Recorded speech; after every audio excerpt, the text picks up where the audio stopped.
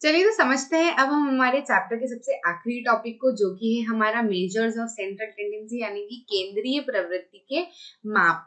ठीक है, क्या क्या होते हैं ये 3 होते हैं। एक तो होता है मीन, यानी कि माध्य, मीडियन यानी कि माध्यिका, और मोड यानी कि बहुलक।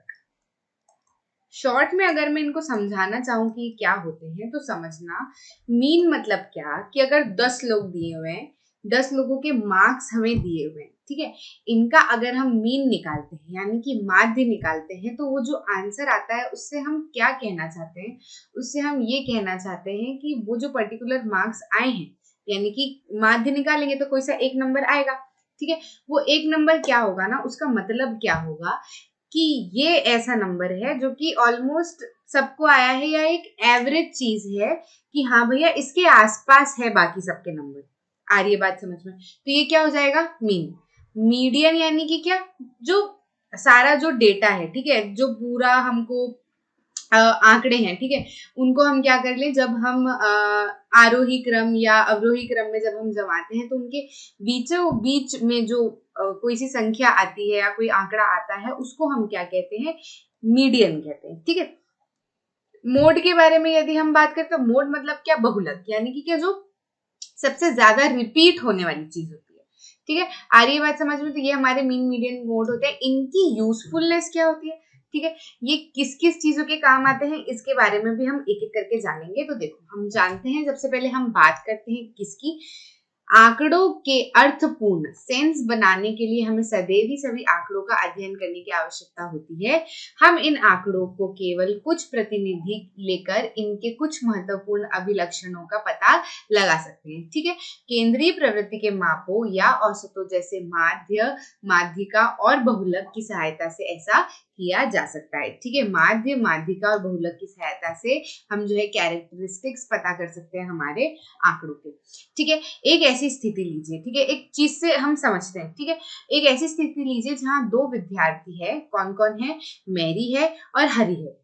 ठीक है, मैरी है और हरी है, इनको परीक्षा की कॉपियां दी गई। ठीक है, परीक्षा के 10-10 अंकों के 5 प्रश्न थे। ठीक है, परीक्षा में क्या था, 10-10 अंकों के कितने प्रश्न थे, 5 प्रश्न थे।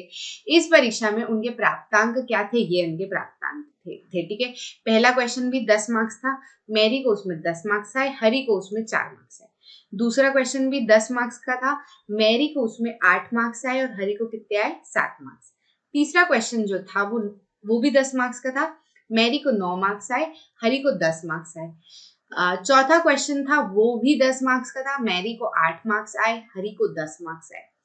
पांचवा क्वेश्चन था, वो भी 10 मार्क्स का था, मैरी को 7 नंबर आए और हरी को 10 नंबर आए। ठीक है, परीक्षा की कॉपियां प्राप्त होने पर दोनों के औसत अंक ये थे। ठीक है, अब औसत क्या होता है, औसत यानी कि क्या, मीन।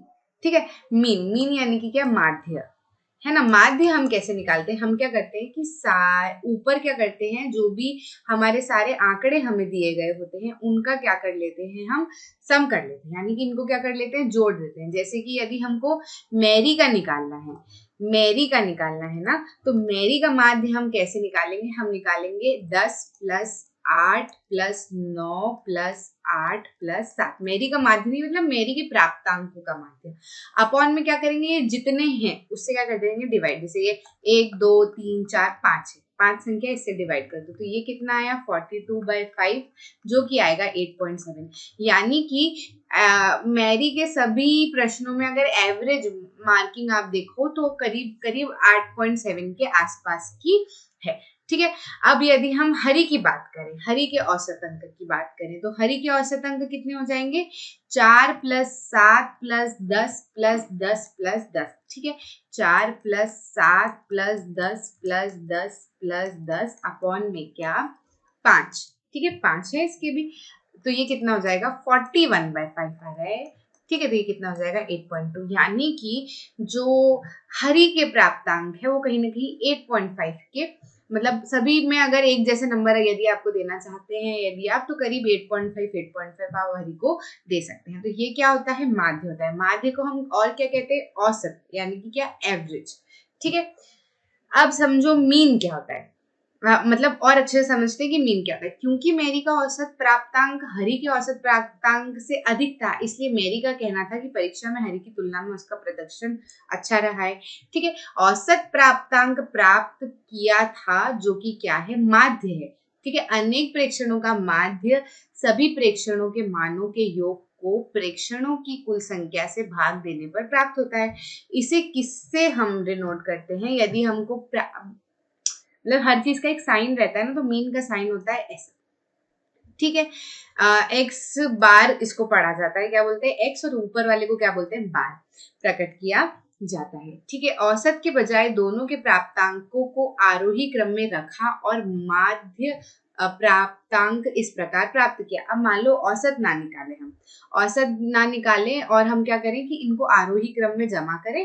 ठीक है, और उसके बाद में क्या करें, इसका मध्य निकालें। हरि का सबसे मध्य का प्राप्तांक जो कि मैरी के सबसे मध्य के प्राप्तांक से अधिक था। अब जब हैरी का देखा तो हैरी का जो मध्य प्राप्तांक था वो किससे, ये जैसे हरि का क्या हो जाएगा, मध्य वाला, इधर दो छोड़ दो, इधर दो छोड़ दो, तो ये बीच वाला, इधर दो छोड़ दो, इधर दो छोड़ दो, तो इसका ये बीच वाला। तो हैरी का जो था मध्य प्राप्तांक वो मैरी से अधिक था, तो फिर परीक्षा, इसलिए परीक्षा में उसके प्रदर्शन को उत्तम माना जाना चाहिए। ठीक है, माध्य के अनुसार क्या हुआ, माध्य के अनुसार क्या हुआ कि भैया मैरी का प्रदर्शन ज्यादा दिख रहा है। माध्यिका के हिसाब से हम देख रहे हैं तो हरि का प्रदर्शन ज्यादा दिख रहा है। ठीक है, माध्य अंक को क्या कहते हैं, माध्यिका कहते हैं। माध्य यानी कि क्या, मीडियम। मीडियम दिए हुए प्रेक्षणों में वह मान होता है जो इसे ठीक ठीक दो भागों में विभक्त कर देता है। ठीक है, बराबर दो भागों में क्या कर देता है, डिवाइड कर देता है। ठीक है, अब समझना आगे, है ना। हमने एक अन्य युक्ति अपनाई। अब देखो उससे तो मैरी जीत रही थी, इससे हरि जीत रहा है, तो अब हमने क्या की, एक नई युक्ति अपनाई। हमने क्या बोला कि हरि ने एक बार 10 अंक प्राप्त करने वाली मैरी की तुलना में 10 अंक अधिक प्राप्त किए। मतलब हैरी ने क्या किया, 10 अंक जो है वो 3 सब्जेक्ट में प्राप्त किए। ठीक है, मतलब वो तो मैरी से ज्यादा थे। ठीक है, मैरी को तो सब में ऐसे कुछ 7-8 1-2 में ही 10 आए हैं, बाकी हरि को तो 10 3 बार आए हैं। ठीक है, तो इस हिसाब से किसका प्रदर्शन बेटर होना चाहिए, हरि का प्रदर्शन बेटर होना चाहिए। सबसे अधिक अंक प्राप्त करने वाले अंक को हम क्या कहते हैं, इसको हम क्या कहते हैं, बहुलक। जब आपको कोई चीज ज्यादा बार मिलती है तो उसको क्या कहा जाता है, बहुलक कहा जाता है। बहुलक प्रेक्षण का वह मान होता है जो बार बार क्या होता है, घटित होता है। तो इससे आपको समझ में आया कि माध्य क्या होता है, माध्यिका क्या होती है, बहुलक क्या होता है। हरि और मैरी का अभी तक हमने जो है वो सॉल्व नहीं किया है, लेकिन हमको कहीं ना कहीं ये समझ आ रहा है कि जो तीनों मेथड है, कोई क्या बोल रही है, कोई क्या बोल रही है, कोई क्या निष्कर्ष निकाल रही है। ठीक है, तो इसको मैं आपको एंड में बताऊंगी कि इसका निष्कर्ष क्या निकलता है। ठीक है, पहले हम एक उदाहरण देख लेते हैं। 5 व्यक्ति से यह पूछा गया कि अपने समुदाय के सामाजिक कार्य करने में वे एक सप्ताह में कितना समय देते हैं। उनका कहना था क्रमशः पहला व्यक्ति 10 देता है। ठीक है, दूसरा 7, 13, 20, 15, 15 घंटे, ऐसे साप्ताहिक जो है उन्होंने बताया। एक सप्ताह में उनके द्वारा सामाजिक कार्य में लगाए गए समयों का माध्य यानी कि औसत ज्ञात कीजिए। तो औसत तो हम बहुत अच्छे से ज्ञात कर सकते हैं। माध्य क्या होता है, सभी का सम अपॉन में क्या होता है, टोटल। 5 है, 5 व्यक्तियों से बात की, तो सभी का सम क्या हो जाएगा, इधर सभी का सम हो जाएगा ये 65 अपॉन में 5 यानी कि क्या, 13। यानी कि क्या, औसत यदि देखा जाए तो हर व्यक्ति कितने घंटे देता है सामाजिक कार्य को, सप्ताह में मिलाकर अगर देखा जाए तो 13 घंटे प्रत्येक व्यक्ति जो है वो सामाजिक कार्य को देता है। ठीक है, माध्य के बारे में अब थोड़ा सा और डिटेल में पढ़ते हैं कि किस तरीके से माध्य को लिखा जाता है, क्या इसके और तरीके के फॉर्मूले हो सकते हैं। देखो, यदि हम बड़ी संख्या में प्रेक्षणों का माध्य ज्ञात करें, मान लीजिए कि संख्या, जैसे अभी हमने जिसका माध्य ज्ञात किया उसमें संख्या कितनी थी, 5। ठीक है, अब मान लो कि संख्या जो है वो बड़ी है। ठीक है, हम संकलन के लिए क्या करते हैं, एक ग्रीक वर्ड का यूज करते हैं, संकलन यानी ऐड करने के लिए। ठीक है, अब मान लो कि 30 है, तो क्या आप 30 लिखने बैठोगे? ठीक है, नहीं बैठोगे ना 30 लिखने, मतलब ऐसे कि एक एक एक एक करके 30 लिख रहे हैं, है ना। तो वो तो आपका पेज ही भर जाएगा, पेज के बाहर ही कई बार आप चले जाओगे एक जैसे सम में लिखने लगोगे। तो इसका एक तरीका होता है। क्या तरीका होता है, ये साइन होता है, इसको हम क्या कहते हैं, सिग्मा कहते हैं। क्या कहते हैं, साइन को सिग्मा कहते हैं। ठीक है, इसका प्रयोग करते हैं यदि n प्रेक्षण है। ठीक है, तो प्रेक्षण किस तरीके से, x1 x2 xn। ठीक है, x1 और x2 और xn। ये इसका मतलब क्या होता है xn, इसका क्या अर्थ होता है, यानी कि कोई सा प्रेक्षण कह रहा है। मान लो नंबरों की अगर हम बात करें तो पहले व्यक्ति को 10 मार्क्स आए हैं, ठीक है, दूसरे व्यक्ति को आए हैं 30 मार्क्स आए हैं, ठीक है, चौथे व्यक्ति को जो आए हैं वो कितने 30 मार्क्स आए हैं, चौथे व्यक्ति को आए हैं 40 मार्क्स आए हैं। ऐसे करके करते एन, एन मतलब क्या कि जो भी आप एन मान लो 30 है, 40 है, 50 है, 80 है, एन वो कुछ भी नंबर हो सकता है। एन का एन क्या बयां करता है, कोई सा भी नंबर हो सकता है, मतलब जितने लोग हैं, जितने प्रेक्षण हैं, वो क्या बयां करता है, एन बयां करता है। ठीक है, तो मान लीजिए इसको कितने आए हैं, इसको 60, ये वाले नंबर के व्यक्ति को, 30वां नंबर का व्यक्ति जो है उसको 60 आए। ठीक है, तो इसको लिखने का तरीका क्या होता है, कितने व्यक्ति हैं, मान लो कि कितने व्यक्ति है, 30 व्यक्ति है। तो आप क्या करो, 30 व्यक्ति के हिसाब से क्या होगा, आप किस तरीके से लिखोगे, जैसे नॉर्मल यदि हम लिखना चाहें तो नॉर्मल हम कैसे लिखते हैं, x1 plus x2 plus x3, है ना, कहाँ तक जा रहा है, x 30 तक की बात करते हैं अभी हम। ठीक है, और नीचे क्या कर देते हैं, 30 लिख देते हैं। तो इसको लिखने का ये जो है एक नया तरीका है और एक अच्छा तरीका है। ठीक है, आपको इस तरीके से लिखने की जरूरत नहीं पड़ेगी। कैसे कि ये वाला साइन जो है ये क्या दिखाता है कि आप जो भी x1 x2 x3 x4 x5 आगे तक लिख रहे हो, उनके बीच में जो ऑपरेशन लगेगा, ठीक है, वो कौन सा लगेगा, प्लस का लगेगा। ठीक है, उनके बीच में जो भी आप ऑपरेशन लगा रहे हो वो कौन सा लगा रहे हो, प्लस का लगा रहे हो। ठीक है, अब ये जो i बराबर 1 से n तक, ये क्या डिनोट करता है, ये डिनोट करता है, और यहाँ पे क्या लिखा रहता है, xi। ये क्या बताता है, ये बताता है कि ये जो सम होगा ना, ये कुछ इस तरीके से होगा, xi मतलब i पहले 1 होगा, ठीक है, फिर ये 1 से चलते चलते कहाँ तक जाएगा, n तक जाएगा। और लिखा किस तरीके से जाएगा, इस तरीके से जाएगा, जैसे x की जगह, i की जगह पे x के साथ में जो i है उसकी जगह सबसे पहले क्या लिखा, 1। ठीक है, फिर आगे बढ़े तो कहाँ तक जाना है, n तक जाना है, यानी कि 2 आएगा, 3 आएगा, और कहाँ तक जाएगा, कहाँ तक जाएगा, ये n तक जाएगा। तो ये जो है ये यही बताना चाह रहा है, इसको लिखने का एक शॉर्ट तरीका है। क्या समझ में आया आपको कि ये जो है सिर्फ ये है यही वाली चीज, लेकिन ये लिखने का तरीका है कि शुरू, यहाँ पे जो भी नंबर लिखा है समझो क्या यहाँ से शुरू होगा, मतलब इस जगह पे ये जो आई है जब ये खुलेगा तो आई की जगह पे सबसे पहला नंबर कौन सा होगा, जो यहाँ पर लिखा हुआ है, और कहाँ तक जाएगा, जो यहाँ पर लिखा हुआ है।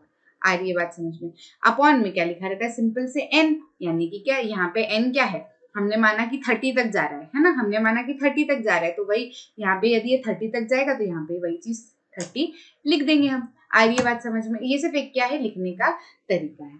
आई बात समझ, ठीक है, तो उदाहरण देख लेते हैं हम। एक विद्यालय की 9वीं कक्षा के 30 विद्यार्थियों द्वारा प्राप्त किए गए अंकों का माध्य ज्ञात करना है। ठीक है, ये क्या है, माध्य ज्ञात करना है, तो इसका सिंपल सा फॉर्मूला लगाओ, x बार लगाओ। क्या सीखा हमने, समेशन, कहाँ से, i1 से, अब यहाँ n नहीं लिखेंगे, कितने व्यक्ति है, 30 व्यक्ति है, तो कहाँ तक जाएगा, 30 तक जाएगा। आ रही है बात समझ में। ठीक है, मैं इसको ऐसे मत समझो, इसको मैं आपको और अच्छे तरीके से समझाऊंगी। ठीक है, इसको मैं आपको और अच्छे तरीके से समझाऊंगी। आप एक मेरी सिंपल सी चीज अभी समझो कि अगर हम सिंपल सा फॉर्मूला लगाते हैं x बार का, तो हम क्या करेंगे, 30 तक के लोग हैं, है ना, तो कहाँ से शुरू हो रहा है भैया, हम क्या करेंगे, सिंपल से ये सारी गिनतियां यहाँ पर लिख देंगे, 1 प्लस 1 प्लस 3 प्लस ऐसे कहाँ कहाँ तक, 1 तक, है ना, और अपॉन में क्या कर देंगे, 30। तो ये जो मिलकर आएगा इसका पूरा सम करेंगे तो कितना आएगा, 1779। ठीक है, अपॉन में कितना, 30, तो इसका आंसर कितना आ जाएगा, 59.3। ठीक, ये समझ में आया। पर अब देखो कि ये जो डॉट डॉट डॉट डॉट है, एग्जाम में ऐसे लिखोगे तो चलेगा क्या, नहीं चलेगा। यहाँ तो हम क्या कर सकते हैं, सिंपल से कैलकुलेटर से कैलकुलेट करके यहाँ लिख सकते हैं, हमारी कॉपी को बचाने के लिए, मेहनत को बचाने के लिए हमने यहाँ पे डॉट लिख दिया, लेकिन क्या ये सही तरीका है, नहीं है। तो अब आप एक चीज समझो कि इसको हम एक और तरीके से कैसे लिख सकते हैं। एक और तरीके से हम ऐसे लिख सकते हैं, समझना कि एक स्टूडेंट को जो है, एक विद्यार्थी को जो है वो कितने मार्क्स आए हैं, एक विद्यार्थी को जो है मार्क्स आए हैं कितने, 10। ठीक है, फिर से एक विद्यार्थी है जिसको कितने मार्क्स आए हैं, 20। ठीक है, अब कितने विद्यार्थी है, 3 विद्यार्थी है जिनको मार्क्स कितने आए हैं, 36। ठीक है, अब कितने विद्यार्थी है, 4 विद्यार्थी है जिनको मार्क्स कितने आए हैं, 40। ठीक है, 4 विद्यार्थी है जिनको मार्क्स कितने आए हैं, 40। अब मान लो, समझ लो कि ये इतने ही है, ठीक है, इसके आगे के नहीं है, इतना समझ लो कि ये इतने ही। तो हम क्या करेंगे, सिंपल सी एक चीज करेंगे कि भैया 10 20 36 40 तो नहीं प्लस कर सकते ना, नहीं कर सकते ना, समझने वाली बात है ये तो। क्या समझ में आ रहा है आपको इससे कि एक, इसको छोड़ो, ये जो है ये हमको करना नहीं है, ये हमसे जो है थोड़ी सी मिस्टेक सी हो गई है इधर। आप तो, मैं जो इधर समझा रही हूँ आप ये समझो। सिंपल सा तरीका क्या है कि हम क्या करते हैं, माध्य निकालते हैं। अब माध्य कैसे निकाल रहे हैं, माध्य का मतलब क्या है कि आप क्या कर रहे हो, सारे जो भी आंकड़े हैं उसको जोड़ रहे हो, ठीक है। तो अब जैसे 10 जो है वो तो एक विद्यार्थी को आया, 20 जो है वो एक विद्यार्थी को आया, 36 जो है वो एक विद्यार्थी को नहीं आया, 36 जो आया है वो कितने विद्यार्थियों को आया है, 3 विद्यार्थियों को आया, यानी कि 36 + 36 + 36 करना पड़ेगा। फिर क्या है, 40, 40 भी एक विद्यार्थी को नहीं आया, कितना है, 40 + 40 + 40 + 40, 4 विद्यार्थियों को आया। आ रही है बात समझ में? तो आप सिंपल से इसको जब आप करना चाहोगे, जब आप माध्य निकालना चाहोगे, तो अपना सिंपल सा लॉजिक लगाओगे। क्या करोगे, 10 लिखोगे + 20 लिखोगे, इनमें तो एक एक बार ही है ना। अब ये 36 कितनी बार है, 3 बार, तो 36 + 36 + 36 लिखो। इससे अच्छा क्या लिखो, 3 × 36, है ना। प्लस क्या करो, फिर आप लिखो, इनके आगे भी समझ लो कि 1 1 है ही ना, 1 को हटा तो नहीं सकते अपन, 1 का मल्टीप्लाई हो रहा है, ठीक है। फिर क्या है, 40, 40 कितने बार है, 4 बार, है ना। और अपॉन में क्या कर दोगे, जितनी ऑब्जर्वेशन है। आ रही है बात समझ में? जैसे कि ये कितनी हमने 4 ली, तो 4 से कर दोगे, अब यहाँ पे 30 है। तो आपको कुछ समझ में आ रहा है कि जैसे ये तो हमने इसका एग्जाम्पल लेते हुए मैंने आपको बताया। अब देखो इसके अंदर ये जो ये है 10, 20, 36, 40, ये क्या है, ये हमारे आंकड़े हैं ना। क्या है, हो जाएंगे ये 1 × x1 + 1 × x2 + 3 × x3, है ना, मतलब ये तीसरा डेटा है, +4 × x4। आ रही बात समझ में? तो 3 और 3 इसको रिलेट मत करना, यहाँ पे 4 बार और ये 3 बार आ रहा है, जरूरी नहीं है कि ये ऐसे ही आए, 6 बार भी आ सकता है, 8 बार भी आ सकता है, ठीक है। तो ये ऐसा है। अब इसमें ये जो 1 है, 2, ये इसका 1 है, ये इसका 1 है, ये इसका 3 है, ये इसका 4 है, ये क्या है, ये x1 की बारंबारता है ना, मतलब कि 10 कितने बच्चों को आ रहा है, 20 कितने बच्चों को आ रहा है, 36 कितने बच्चों को आ रहा है, 40 कितने बच्चों को आ रहा है। तो बारंबारता क्या होती है, फ्रीक्वेंसी होती है। फ्रीक्वेंसी को हम किससे बोलते हैं, f से। तो ये पहले वाले की बारंबारता क्या हो जाएगी, f1, दूसरे वाले की बारंबारता क्या हो जाएगी, f2, तीसरे वाले की बारंबारता क्या हो जाएगी, f3, ठीक है, चौथे वाले की बारंबारता क्या हो जाएगी, f4। आ रही कि नहीं आ रही बात समझ में? अपॉन में जो अपन करेंगे वो टोटल जो भी बारंबारता रहेगी, टोटल बारंबारता जो रहेगी, है ना, समझ लो आई जो है 1 से n तक, यानी कि 30 तक जाए। समझ में आ रहा है? तो यहाँ पे एक सिंपल सा फॉर्मूला हम बनाते हैं। x बार क्या हो जाएगा, कहाँ से कहाँ तक, आई जो है वो कहाँ से कहाँ तक जाएगा, 1 से कहाँ तक जाएगा, 30 तक। 30 तक नहीं जाएगा यहाँ पे। अब यहाँ समझना कि यहाँ बच्चे गलती कर देते हैं, यहाँ कहेंगे 30 तक, लेकिन ये 30 तक नहीं जाने वाला। ये कहाँ तक जाएगा, समझना एक सिंपल सी चीज कि रिपीट कितने नंबर हो रहे हैं, 1 2 3 4 5 6 7 8 9 10 11 12 13, 13 तक रिपीट हो रहे हैं ना, 13 नंबर ही तो रिपीट हो रहे हैं। तो ये कहाँ तक, 30 तक नहीं जाएगा ना, इसको तो 13 तक ही जाना है, क्योंकि ये जो है ये टोटल नंबर 30 है, लेकिन ये रिपीट भी तो हो रहा है ना अंदर के अंदर, है ना। किसमें कि 10 के 1 है, 20 के 1 है, 36 के 3 हो गए, है ना। तो ये 3 जो है वो तो इधर गिनाएंगे, इधर थोड़े ना गिनाएंगे। ऑब्जर्वेशन आंकड़ा 36 को तो 36 ही मानेंगे ना, ठीक है। 36 36 36 ऐसे थोड़ी ना लेके चलेंगे, ठीक है। तो यहाँ पे क्या आएगा, 13। और ये कैसे आएगा, ऊपर वाला तो हमने सीख लिया, क्या, fi xi, ठीक है। fi xi का मल्टीप्लाई, नीचे क्या आ जाएगा, समेशन सेम, आई कहाँ से कहाँ तक, 1 से 13 तक, और समेशन कितना आ जाएगा, fi, ठीक है। तो बस इसको आप सिंपल से यदि आप लिखना चाहो तो इसको खोल लो, 13 ऑब्जर्वेशन जो है वो आपकी आएगी, कैसी आएगी, जैसी मैंने आपको यहाँ पे बना रखी है वैसी आएगी। इसका मल्टीप्लाई इसमें, इसका मल्टीप्लाई इसमें, इसका इसमें, इसका इसमें, इसका इसमें, इसमें मल्टीप्लाई करके लिख देंगे, और नीचे कितना आ जाएगा, टोटल करके आ जाएगा हमारा, कितना आ जाएगा नीचे, टोटल करके आ जाएगा 30, और ऊपर आ जाएगा 1779। तो ये जो है इसको जब हम सॉल्व करेंगे तो आएगा 59 आ रही है बात समझ में? फॉर्मूला बनाना समझ में आ गया? इसको देख के कंफ्यूज तो नहीं हो गए ना कि ये क्या है, क्यों है, किस कारण से लिखा है? अगर नहीं समझ में आया हो तो एक बार थोड़ा सा बैक करके वापस से समझने की कोशिश करना, बहुत ईजी है, थोड़ा सा दिमाग लगाओगे ना समझ आ जाएगा, ठीक है। आगे बढ़ते हैं।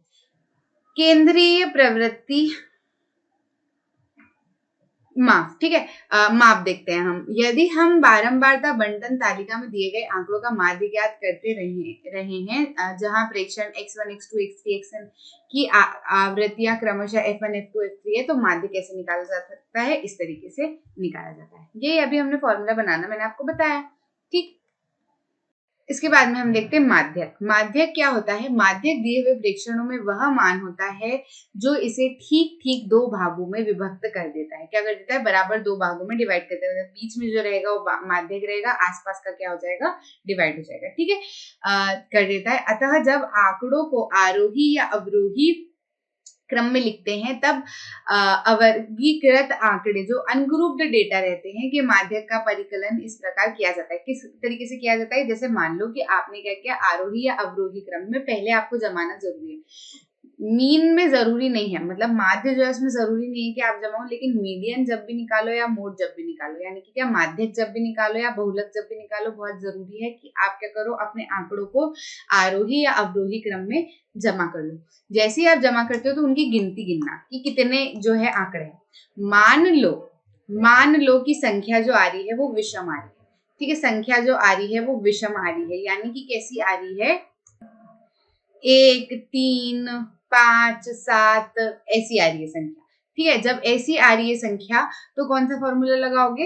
ये बात है ना। तो जो आपका ऑब्जर्वेशन आएगी वो निकल के आ जाएगी।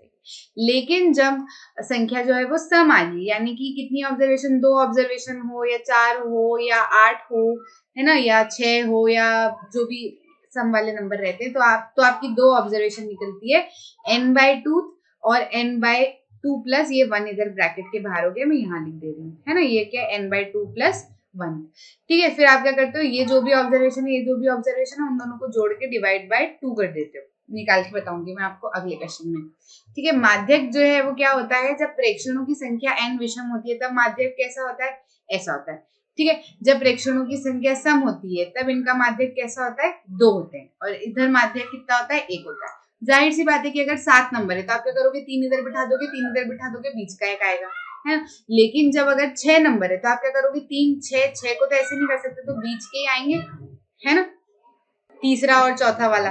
अब समझना, उदाहरण हम देखते हैं। एक कक्षा के 9 विद्यार्थियों की सेंटीमीटर की लंबाई कुछ इस प्रकार दे रखी है। 9 विद्यार्थियों की लंबाई जो है सेंटीमीटर में दे रखी है। इन आंकड़ों का माध्यक ज्ञात। इसका माध्यक निकालेंगे तो कैसे निकालेंगे भैया? आपको सबसे पहले क्या करना है, इसको कैसे क्रम में जमाना है? आरोही या विरोही, ठीक। तो आप क्या करोगे? आरोही या विरोही क्रम में इसको जमाओ। सबसे पहले हम क्या करते हैं, आरोही क्रम में जमा लेते हैं, ठीक है।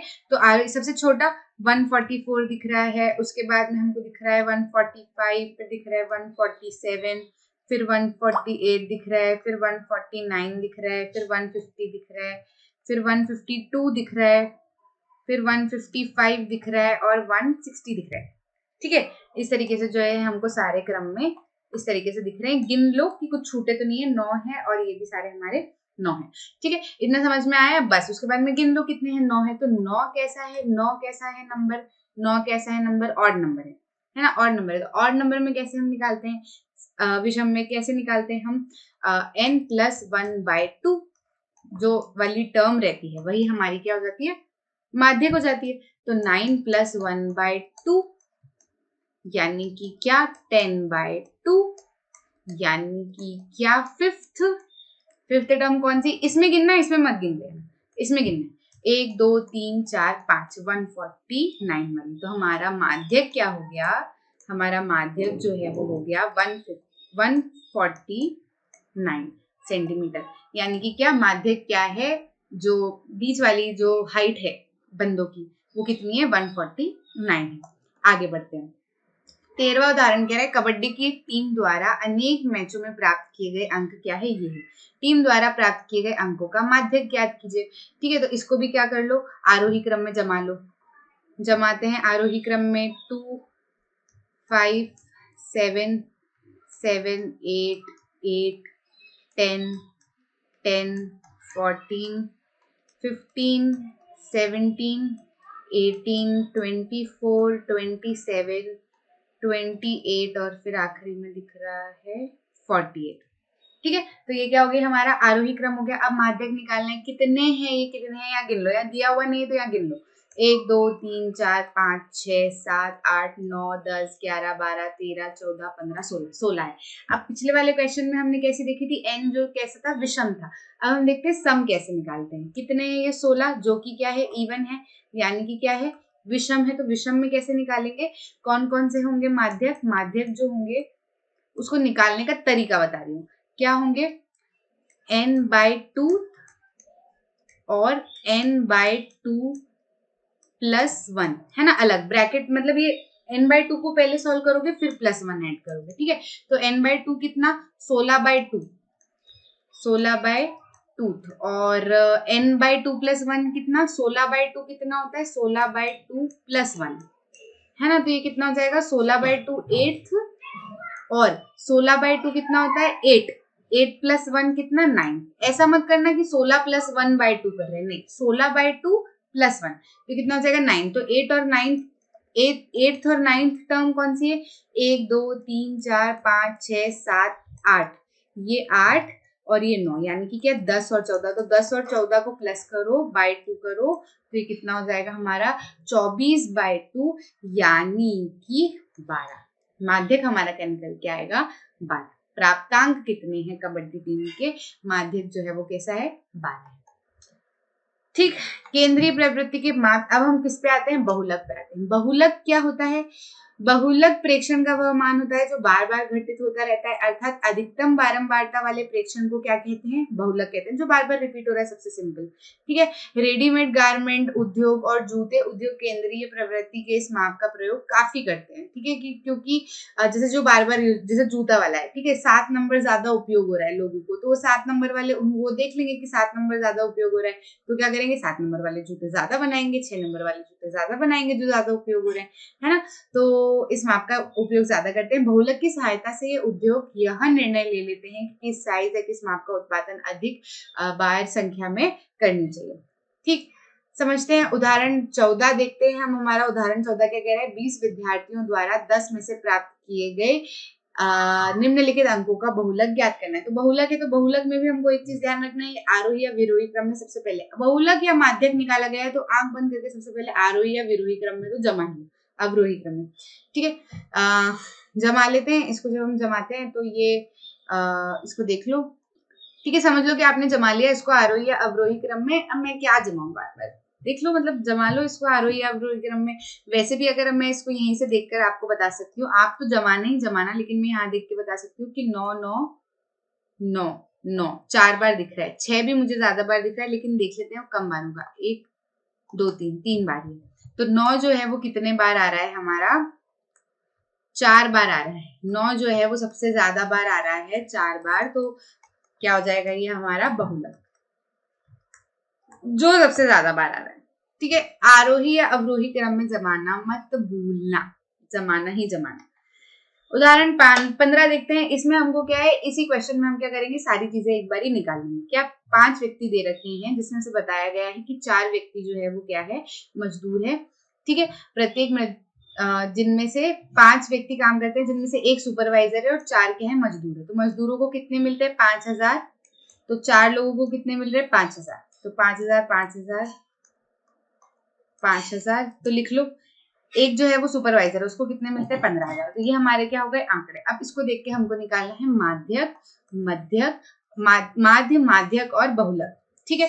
तो माध्य निकालते हैं सबसे पहले। माध्य क्या होता है हमारा, सिंपल, इसमें ज्यादा नहीं है तो वो सिग्मा विग्मा लगाने की जरूरत नहीं है, 5 ही दे रखे हैं, तो सिंपल से हम क्या कर सकते हैं, ऐसे करके लिख के निकाल सकते हैं। क्या हो जाएगा, 5000 5000 प्लस 5000 प्लस 5000 प्लस 15,000 अपॉन में कितना, 5। कितना हो जाएगा ये, 5000 5000, ये हो जाएगा 35,000 बाय 5, जो कि हो जाएगा हमारा 7,000। माध्य कितना है, 7,000।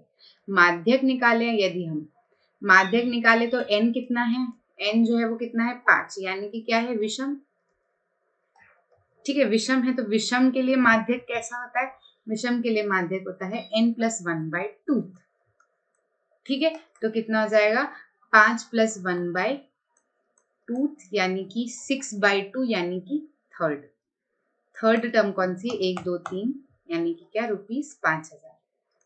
आ रही है बात समझ? अब यदि कि हम बहुलक निकालें, बहुलक मतलब जो सबसे ज्यादा बार रिपीट हो रहा है, सामने ही दिख रहा है क्या रिपीट हो रहा है सबसे ज्यादा बार? 5000। 5000 जो है वो सबसे ज्यादा बार क्या हो रहा है? रिपीट हो रहा है। ठीक है। केंद्रीय प्रवृत्ति के माप, यदि हम दिए गए आंकड़ों के केंद्रीय प्रवृत्ति के 3 मापों की तुलना करते हैं तो हम देखेंगे कि तिथि का माध्य सन्निकट आकलन भी नहीं देता, जबकि माध्यिका और बहुलक के आंकड़ों का एक निरूपण अधिक प्रभावशाली ढंग से प्राप्त होता है। आपने देखा होगा कि यदि हम माध्य निकालते हैं, माध्य हम जब भी निकालते हैं तो देखो बहुलक और माध्यिका जो होते हैं वो कहीं ना कहीं आंकड़ों में से ही निकल के आते हैं अधिकतर क्वेश्चन में, लेकिन माध्य जो होता है ना वो कहीं आपको आंकड़ों में मिलता नहीं। और अधिकतर क्या होता है, वो किससे ज्यादा इफेक्ट करता है? माध्य जो है कि मान लो कि इसको 10 नंबर मिल रहे हैं, इसको 10 नंबर, इसको 10 नंबर, इधर 4 मिला, उसको 8 मिला, जैसे हरि के केस में। ठीक है, तो अब ये तो है, ये 10 से बहुत दूर हो गया है ना, तो इसका जो ये निकल के आया था वो 8.2 आया था। अभी 8.2 अगर मैं एवरेज मार्किंग करूँ, इसका मतलब क्या मैं ये कह रही हूँ कि 8.2 जो है वो कहीं हर सब्जेक्ट में उसको कहीं ना कहीं 8.2 नंबर आए, तो क्या इस सब्जेक्ट में उसको 8.2 नंबर आ सकते हैं? नहीं, 4 नंबर का अंतर है ना। तो ये क्या होते हैं, जो एक्सट्रीम जो होते हैं इसके अप्रोक्सीमेट एस्टिमेट होते हैं, क्या होते हैं इसकी जो एक्सट्रीम वैल्यू होती है, अप्रोक्सीमेट एक्सट्रीम वैल्यू जो होती है आंकड़ों के चरम मानों से, जो क्या होता है माध्य जो है वो हमेशा क्या होता है? प्रभावित होता है ना। कि अगर आप देखोगे तो ये थोड़ी सी दिक्कत हो जाती है। इस वजह से क्या होता है कि जो बहुलक और माध्यिका होते हैं इनके जो है निरूपण अधिक प्रभावशाली ढंग से क्या होते हैं? प्राप्त किए जा सकते हैं। यह माध्य की एक दुर्बलता है। यदि आंकड़ों के कुछ अंकों में अंतर बहुत अधिक हो तो इस स्थिति में माध्य इन आंकड़ों का उत्तम प्रतिनिधित्व क्या करता है? नहीं करता है। ठीक है, क्योंकि आंकड़ों में उपस्थित चरम मानों से माध्यक और बहुलक प्रभावित नहीं होते हैं, इसलिए इस स्थिति में इनके दिए हुए आंकड़ों का एक उत्तम प्रतिनिधित्व होता है।